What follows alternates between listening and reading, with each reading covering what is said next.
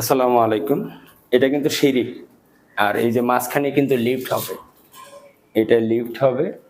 তো এখানে এই যে আপনার পয়েন্ট, এখানে আবার ওয়াটার লাইন কেন?